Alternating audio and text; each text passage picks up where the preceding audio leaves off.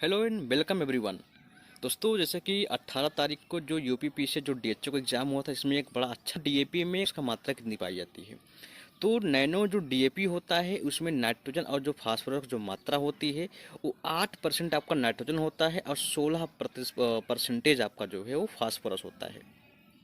तो इसी प्रकार से एग्रीकल्चर से संबंधित जो 2024-2025 में जो परीक्षाएं अभी हाल ही में होने वाली है या फिर जिसका नोटिफिकेशन नहीं आया है अभी या नोटिफिकेशन आने वाला है, तो यूरिया से संबंधित आपसे एक आध प्रश्न जो है एग्जाम में जरूर पूछ सकता है। तो इसीलिए मैं आपको एक इम्पॉर्टेंट प्रश्न बताता हूँ। इसे आप सभी जानते हैं कि जो कॉमन यूरिया होता है उसमें जो नाइट्रोजन का जो मात्रा होती है वो 46% होता है, आप सभी जानते हैं।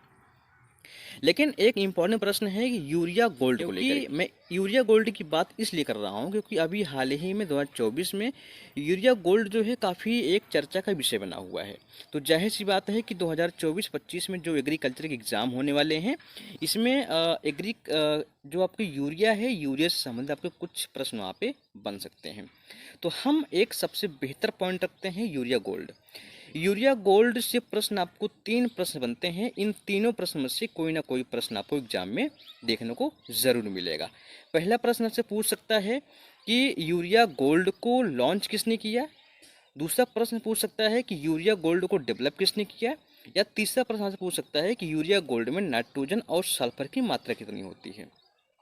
तो आपको ध्यान रखना है कि रिसेंटली अभी हाल ही में जो यूरिया गोल्ड है, यूरिया गोल्ड को लॉन्च जो है हमारे देश के जो प्रधानमंत्री हैं नरेंद्र मोदी जी ने उसको लॉन्च किया है।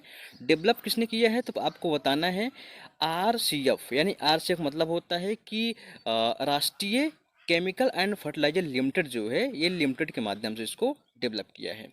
अब तीसरा प्रश्न है, इम्पोर्टेंट प्रश्न है कि यूरिया गोल्ड में जो यूरिया गोल्ड है उसमें नाइट्रोजन और जो सल्फर की मात्राएं होती है वो कितना होता है। आपको ध्यान रखना है जो नाइट्रोजन की मात्रा होगी यानी जो यन होगा वो 37% होगा और जो सल्फर होगा आपका 17% होगा।